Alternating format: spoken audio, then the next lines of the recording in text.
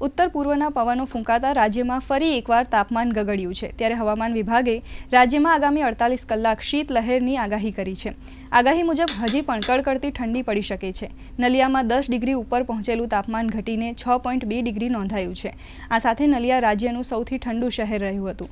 આ સાથે ભુજમાં 11, કંડલા એરપોર્ટ પર 8.8 ડિગ્રી લઘુત્તમ તાપમાન નોંધાયું છે, તો રાજકોટમાં 9.8 ડિગ્રી, અમદાવાદમાં 13.6, ગાંધીનગરમાં 11.5, વડોદરામાં 14 અને સુરતમાં 15.9 ડિગ્રી તાપમાન નોંધાયું છે।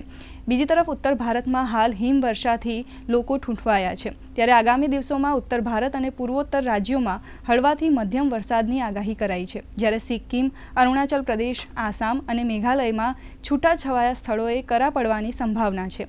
આગામી 2 દિવસમાં પશ્ચિમ હિમાલય વિસ્તારમાં લઘુત્તમ તાપમાન 2 થી 4 ડિગ્રી સેલ્સિયસ ઘટી શકે છે। બિહારમાં કડકડતી ઠંડીના કારણે જીવન અસ્તવ્યસ્ત થઈ ગયું છે।